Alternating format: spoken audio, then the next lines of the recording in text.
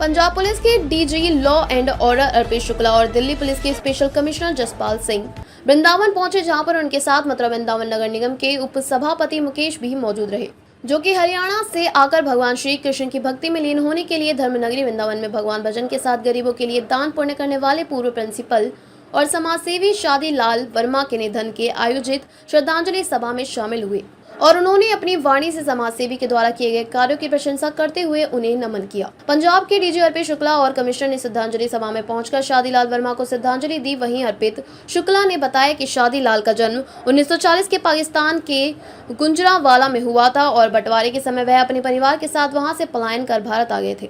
उनकी शिक्षा, लेखन और आध्यात्मिक जीवन की यात्रा बहुत ही रोचक है। उनके वाणी और लेखनी शैली बहुत ही प्रभावशाली थी। उनके कई शिष्य आज उनके मार्गदर्शन पर चल रहे हैं।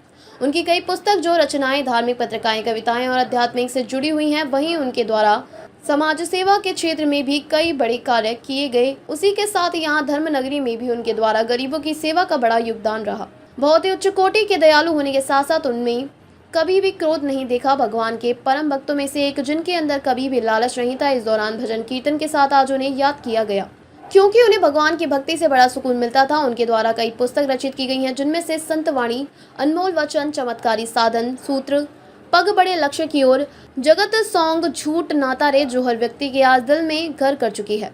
वहीं इस मौके पर प्रेरणा गुलाटी, कृष्ण गुलाटी, दीक्षा गुलाटी, राजीव सूद, वरुण, विट्ठल, रमित समृद्धि, कुणाल आयुषी, रिजुल, अभिषेक शर्मा, कृष्ण ब्रजवासी, प्रमुख समाजसेवी प्रदीप बनर्जी, अनिल गुप्ता, हरिवंश, गौतम श्याम, सुंदर ब्रजवासी, विपिन, बापू अशोक, व्यास, शिवांश, भाई जगदीश शास्त्री, जुगल किशोर तिवारी, घनश्याम दुबेजी, धर्मवीर, राजेंद्र शास्त्री, मुकेश मोहन बुद्धि सहित सामाजिक लोग मौजूद रहे। सामाजिक प्रतिज्ञा बनाए और जिस तरह से बाबूजी के बारे में क्या कहेंगे, किस तरह की जीवनी और वृंदावन जैसी जगह पे। देखिए, सबसे पहली बात तो यही कि भगवान श्री कृष्ण जी की धरती में आना ही अपने आप में एक बहुत बड़ा पुण्य का काम है। पर जिस तरह के काम पर आए उससे थोड़ा दिल दुखी भी है, क्योंकि हमारे अनिल वर्मा जी, जो हमारे पिछले 30-35 साल से फ्रेंड हैं, हमारे राज्य को भी बिलोंग करते हैं, और एक इंसान की जो एक आइडियल मैनिफेस्टेशन होनी चाहिए, उसका वो एक प्रारूप है। तो मैं कभी पिताजी से डायरेक्टली मुलाकात नहीं हुई, 1-2 पल हुई और कभी कोई वार्तालाप नहीं हो पाया, जबकि ये कभी हमेशा प्लानिंग में रहता था कि जब भी कभी जाएं तो उनसे जो उनकी धार्मिक फ़िलासफ़ी है, या उनका जो प्रवचन है, उनको सुना जाए, उनसे कुछ सीखा जाए। किसी कारणवश ऐसा मौका नहीं मिल पाया, क्योंकि जो जॉब है मेरी, उसकी एक अपनी तरह की मजबूरियां रहती हैं, जनता उलझा के रखती है आपको। पर जब मैं उनकी छवि अनिल वर्मा जी में देखता हूँ, तो मैं भली भांति उनके बारे में भी एक छवि तैयार करता हूँ अपने मन में, कि जिस तरह से अनिल जी अपनी ज़िंदगी में विचर रहे हैं। इनको मैंने कभी कोई मूवी सॉन्ग सुनते नहीं देखा। इनको कभी मैं व्हाट्सएप मीडिया पर other than spiritual message forward करते नहीं देखा, चाहे वो संत कबीर जी की हो, चाहे वो बाबा फरीद जी की हो, या रामायण से किसी तरह का कोई दृष्टांत हो, या अपने किसी अन्य से। इनको गुरु ग्रंथ साहब जी के बारे में भी बहुत ज़्यादा ज्ञान है। उसका हिंदी वर्शन के बहुत सारे लोग उसको सुन सकें, उनको जान सकें, तो वो उसके हिंदी वर्शन को भी अपने सोशल मीडिया पर डाल के अपने दोस्तों मित्रों को जितना उसका प्रसार हो सके तो वो करते हैं। तो मैं समझता हूँ कि जो आज अनिल जी हैं, तो इससे हो सकता है कई गुना अपने पिताजी रहे होंगे। तो ये मेरा कभी लगता है, कभी कभी एक मिसिंग पार्ट है लाइफ का, कि उनसे बैठकर अच्छी तरह से कोई वार्तालाप नहीं हुआ, जहाँ जो उनका दृष्टिकोण था लाइफ के प्रति, और उन्होंने बहुत ही इसको तौर तरीके से, माताजी से मेरी काफ़ी बार ही मुलाकात हुई, उनकी नेचर से भी लगता है कि वो आपको एक परिवार की एक पूरी दृष्टि पता चल जाती है जब आप किसी भी एक फैमिली के मेंबर से मिलते हैं। तो आज वो हमारे बीच में नहीं है, लेकिन जो उन्होंने अच्छा कार्य किया यहाँ पर भी और जहाँ वो पहले रहते थे, हरियाणा के अंदर, और वहाँ पर भी लोग उनको याद करते हैं। और मैं अनिल जी को सजेस्ट कर रहा था कि उनकी याद में हमें एक अच्छा मेमोरियल भी बनाना चाहिए, कि जो उनकी रचनाएं हैं, उन रचनाओं से लोग तभी फ़ायदा उठा सकते हैं कि अगर वो रचनाएं किसी एक जगह पर पड़ी हो, लोग आएँ और उनको निकाल के पढ़ें, तभी उसका, जैसे कि कहते हैं संत ज्ञानेश्वर जी ने कहा कि भी जोत से जोत जगाते चलो। तो वही इसमें मैं कहूँगा कि चाहे दिल में दुख है, लेकिन परंतु चूँकि सभी ने जाना है कि भगवान, आपने गुरु नानक जी ने लिखा है कि जो उपजय सो बिनस है, कि जो चीज़ इस दुनिया में उपजी है उसका विनाश होना है, उसका मतलब उसको जाना ही है। तो इंसान भी एक किस्म की उपज है जो भगवान ने पैदा की है, तो उसको भी एक न एक दिन जाना है।